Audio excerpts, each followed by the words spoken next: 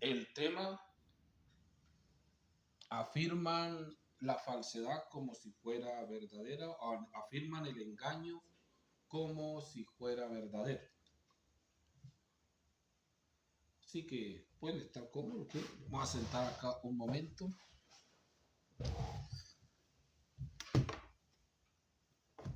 Bueno, entonces lo que leímos, miramos que en los tiempos de Pablo, y no digamos en los tiempos de Pablo, en los tiempos de Moisés, en los tiempos de los profetas, muchos afirmaban la mentira como si fuera verdad o el engaño como si fuera verdad. Si usted encuentra en los tiempos de Jeremías cómo afirmaban los falsos profetas en el nombre de Yahshua predicaban y afirmaban victorias a los reyes que no eran ciertas, afirmaban cosas buenas que nunca iban a venir, estando ellos haciendo el mal.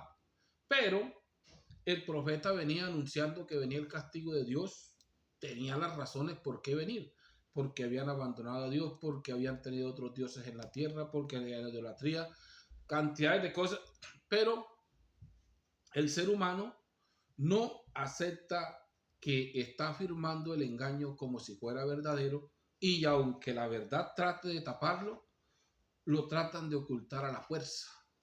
Hay un profeta que le dieron hasta unas cachetadas, le dieron unos golpes, hay otro que le partieron un yugo que se había hecho que Babilonia los iba a llevar cautivos, y si seguimos hacia adelante, siempre el ser humano con una vida terrenal le gusta lo terrenal y se agrada del engaño. Y tienen muchos predicadores que lo predican como si fuera cierto. Hay predicadores que brincan, lloran, hacen anunciando mentiras que no son la realidad. Y lo he visto en cantidades de grupos. Estuve trabajando en medio de un grupo y pastores que entre más mentiras dicen, el pueblo más grita y brinca y salta. Le digo yo, bueno, ahí estamos graves, porque no se sabe ni de qué espíritu es este pueblo. Una vez escuché a uno predicando y decía: a Jonás lo vomitó el pez en las playas de Nínive y dijo hasta de lo último. Y a lo que sale le pregunto yo: oye, ¿y tú sabes a dónde está ubicada Nínive? Dijo: es que así predican. Dijo: no, nosotros no debemos de compartir el engaño como si fuera una verdad, y si no tenemos conocimiento mucho menos. Yo no puedo predicar lo que no conozco porque los demás lo dicen. Yo no puedo predicar costumbres y hechos irreales que da vergüenza cuando uno mismo se da cuenta de que está anunciando cosas de que no son ciertas. No digo que yo no las haya anunciado, digo, de pronto también he cometido esos errores que, gracias a Dios, Dios le va iluminando el espíritu a uno para ir conociendo la verdad y no vivir de lo que los demás dicen o andir expandiendo cosas que no sean ciertas, por no decir cosas que son mentiras completamente. Y a lo que salió le pregunté eso y llegó y dijo: no, eso predica. Dijo: no, eso predica. Tienes que dar cuenta que Nínive está a orillas del río Tíger y allá no hay playa de mar. ¿Eh? Entonces, ¿cómo dices tú que lo vomitó en la playa de Nínive si el libro no lo dice? Y el libro claramente dice dónde está Nínive. Entonces nosotros debemos de, como siervos de Dios, como ministros que Dios nos ha escogido para anunciar su plan de salvación, para anunciar un plan de salvación, pero yo tengo que anunciar al Salvador. Yo no puedo llegar a alguien y anunciarle hay un trabajo y no decirle primero en qué empresa es. Primero le digo, tal empresa está buscando trabajadores y después la calidad de trabajadores. Para yo anunciarles el plan de salvación, primero está buscando, tengo que anunciarles el Salvador, darles a conocer a nuestro Salvador y después la calidad de trabajadores o la calidad de personas que está buscando o qué clase de salvación es. A nosotros no nos mandaron a anunciar cosas temporales, no nos mandaron a gritar ni a infundirle a un pueblo miedo o tenerlos cautivos con algo que no es cierto. Cuando yo tengo miedo de que un pueblo me abandone porque no estoy en lo cierto, porque estoy convencido de que no les he anunciado la realidad, porque estoy convencido que ese pueblo no tiene conocimiento de Dios y llega algo otro y se lo da y se va. O llega algo otro y lo engaña, lo mismo que yo lo tengo engañado. y se los lleva. Entonces, por falta de este conocimiento, por falta de lo que nosotros andamos haciendo o siguiendo a los demás, por falta de ¿qué? De dominio propio, por falta de encuentro espiritual con Dios, andamos anunciando engaños como si el engaño fuera verdadero. Si miramos en los tiempos de Jesús, ahí la Biblia califica unas sectas religiosas. En ese tiempo lo que es los saduceos y los fariseos eran las más grandes que había. Ahora hay cantidades porque se han duplicado las sectas religiosas a anunciar y hablar de un Dios que no conoce y a prometerle a un pueblo cosas que ni ellos tienen y a decir cosas antisonantes que ni conocen. Hablan de lo que no saben ni conocen. He escuchado a muchos hablar de la fe generacional, la fe que tenía Julano, dijo. Y eso es lo que llevamos nosotros aquí cuando no saben ni qué es fe en las promesas de Dios. Si tienen fe en las promesas de un pueblo, en las promesas de una iglesia, en las promesas de un estado, en las promesas de un charlatán que tienen ahí, porque cuando las promesas son falsas es un charlatán. Hermano, usted va a salir adelante porque la Biblia lo dice, porque Dios lo promete. ¿Y dónde prometió Dios eso? Nosotros debemos anunciar las promesas de Dios o el plan de Dios para salvación a toda la raza humana. Nosotros no somos, digo, competentes, yo puedo, yo hago, no. Es por lo que Dios hace por medio de nosotros.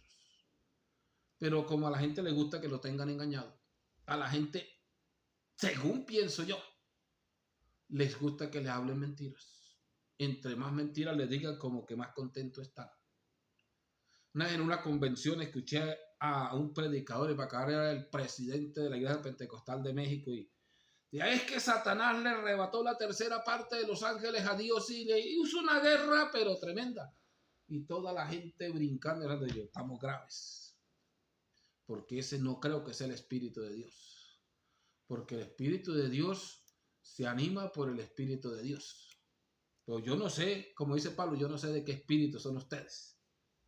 Porque si fuera el Espíritu de Dios, se alegrarían con la verdad. Pero cuando es con la mentira, y si no sé. Después que sale a predicar, le pregunto yo, oiga, una preguntita. Quiero que me diga algo. ¿Dónde está esa cita que Satanás le arrebató la tercera parte de los ángeles a Dios? ¿Dónde está esa que yo no me acuerdo? O no la he encontrado, vamos a decir. Entonces, hermano, ¿usted no ha leído la Biblia? Digo, porque la he leído, le pregunto. Si no la hubiera leído, pues decía que ahí está, por algún lado está, porque como no la he leído. Y llega y me dice, eso está en Apocalipsis. Le digo, estás predicando cosas que no han sucedido todavía. Apocalipsis no ha sucedido. En el Apocalipsis 4 encontramos que la iglesia se levanta, se abre una puerta en el cielo para subir a alguien. En el 5 está en el cielo, en el 7 está en el cielo. Y vienes tú a predicarme de la guerra de Satanás en Apocalipsis 12. Y no dice que arrebató ángeles, sino estrellas. Pues es difícil que tú te pongas a predicar algo que no es cierto, como esto, y llores y comas mocos metiéndole mentiras a un pueblo. Y el pueblo allá contento, feliz con las mentiras que le dices. Entonces nosotros debemos de ser más realistas. Nosotros debemos de predicar la realidad, así duela. Debemos de decir la verdad, así nadie se convierta. Debemos de hablar de nuestro Salvador Jesús, así todo el mundo nos odie. Pero la gente quiere tener aplausos del mundo. Y la mayoría de grupos que se hablan entre comillas evangélicos son mundanos. Porque entre más mentiras más brincan. Entre más mentiras más contentos. Y llega alguno a decirles la verdad y salen todos tristes, aburridos. No, ese pastorcito como que lo que sabe tirar es piedra. Entonces, el punto importante es escudriñemos, aterricemos, aceptamos la verdad aunque nos parezca difícil o absurda. Y ese día el hombre quedó, cuando le pregunté todas las preguntas que le dije, pero la gente se siente contenta con lo que uno predica. Dijo, si usted está porque la gente se siente contenta, estamos graves. Porque yo estoy es porque la gente se salve. Y que Dios se sienta contento con lo que yo estoy haciendo. Porque yo no creo que Dios se siente contento con un mentiroso o con un engañador. Las escrituras hay que leerlas y hay que trazarlas. Y si usted lee las escrituras, usted se da cuenta quién las hizo y para qué las hizo. Usted lee la Biblia de los mormones, la lee toda, se da cuenta que la hicieron los mormones para ellos predicar del paraíso. Si lee la Biblia del Imperio Romano, la Reina Valera, que es el Imperio Romano, usted mira, ¿para qué la hizo y cuál es? Para un imperio terrenal. Y si sigue leyendo libros, usted se da cuenta, pero si nunca los ha leído, solamente le han lavado la cabeza, como dice, con cosas que no son ciertas. A veces, ¿y ese qué? Ese es la santa palabra de Dios, el santo libro. Y no encuentro en las escrituras que digan que esa sea la santa palabra de Dios ni el santo libro. No encuentro por ninguna parte. Porque la Biblia es una historia de un pueblo que Dios ha tratado con él. Están las profecías que Dios ha mandado por medio de un profeta y las que han hablado personalmente con su pueblo. Y en el Nuevo Testamento está la visita de Dios al ser humano en cuerpo humano, y de ahí en adelante siguen los testimonios. 4 hombres que testifican de la vida de Jesús, como él se la doy, todos apuntan al mismo, diferente ángulo, al mismo punto. Y si usted se encuentra, el resto está cómo organizó Teófilo el testimonio que no es de él, sino recogió el testimonio de los demás, lo recopiló para que veas que sí es cierto lo que testificaron estos atrás. Después organiza el nuevo grupo que sale a predicar y recoge también el testimonio del nuevo grupo que sale a predicar.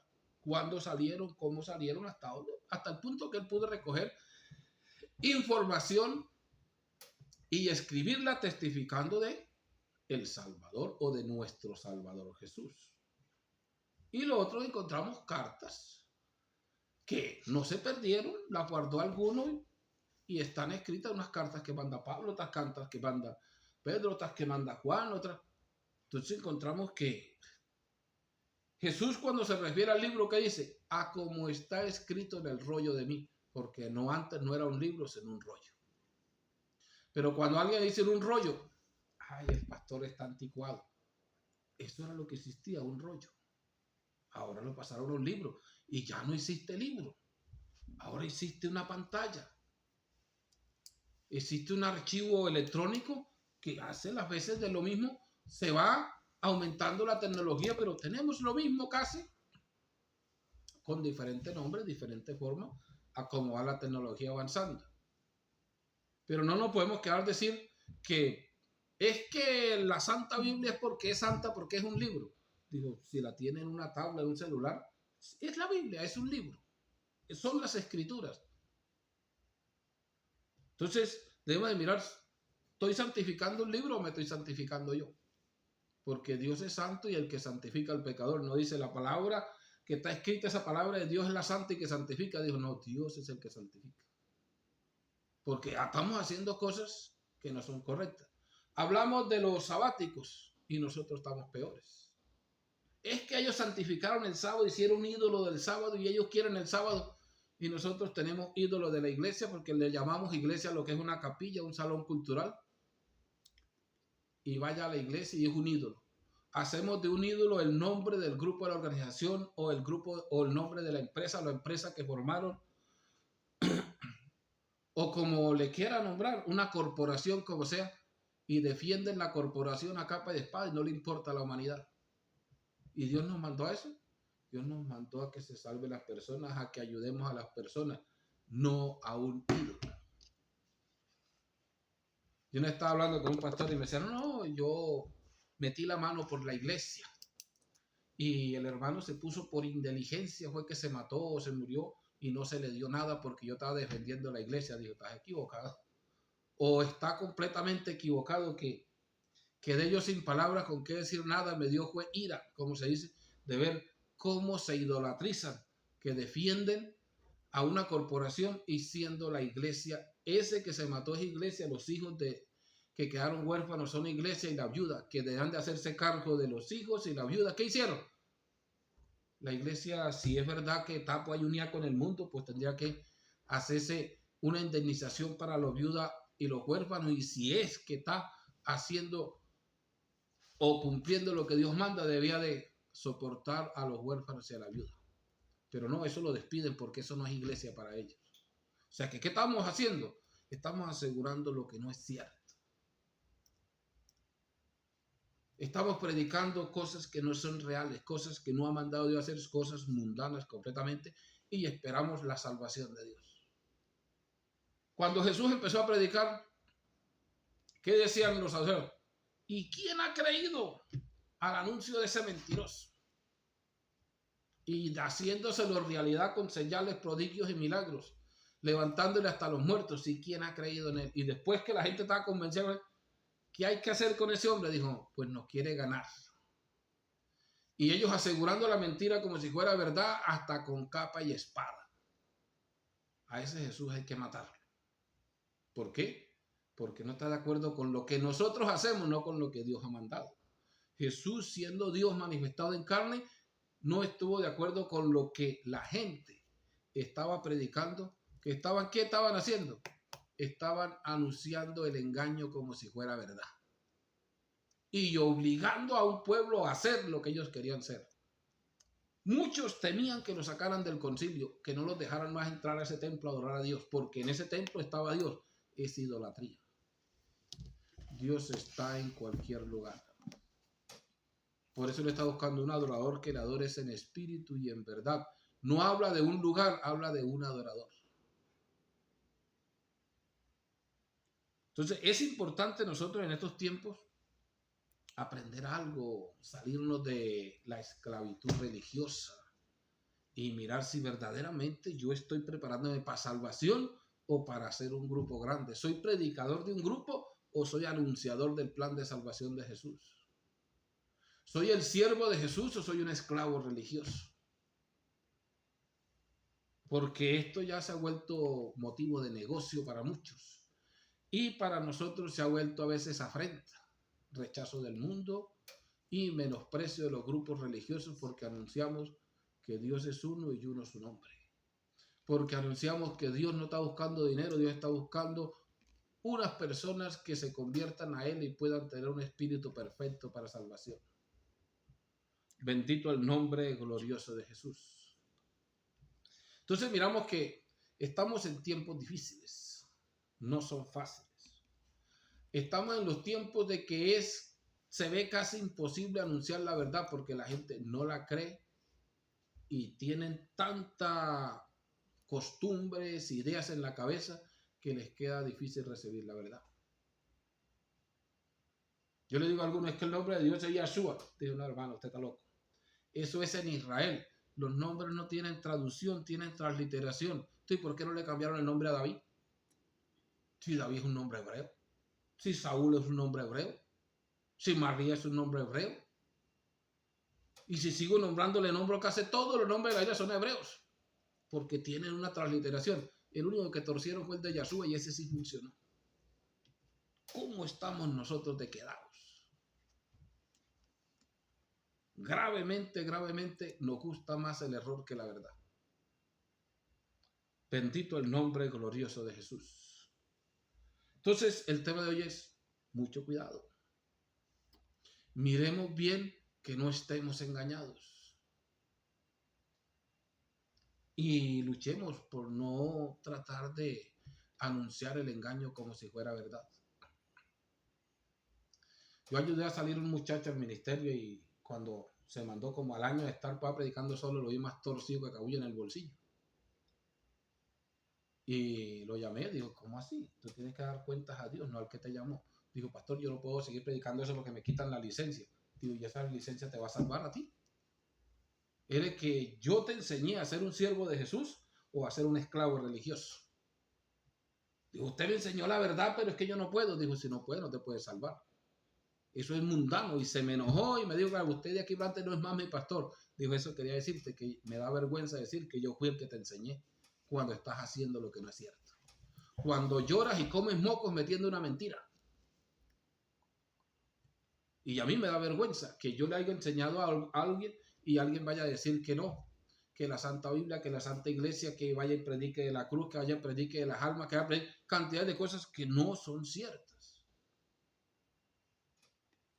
Hay otros que predican la predestinación, predican, no, ese tenía hasta la raya, el que pase la raya decide el Espíritu Santo. Digo, ¿a dónde está eso? Ni en las Escrituras ni en ninguna parte está eso. El Espíritu Santo lo da Dios, o Dios viene y mora en el que le es fiel.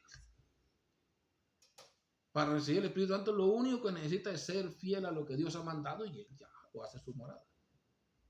No es una raya, no son gritos, no son una furacá de pelo, no es una clavada de cabeza, nada de eso.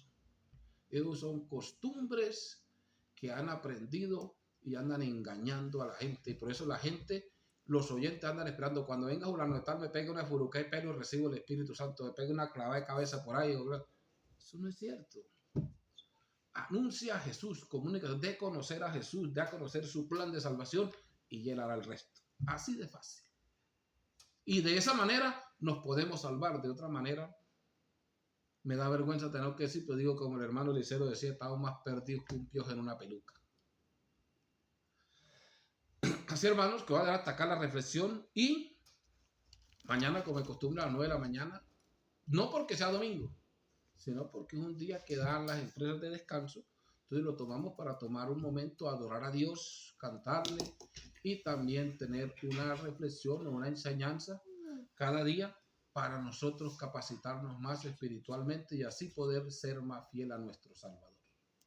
Bendito el nombre de Jesús. Así que si hay preguntas, los que están en línea la pueden escribir. No se sienta ajeno o algo otra cosa diferente. A veces me temo a alguno.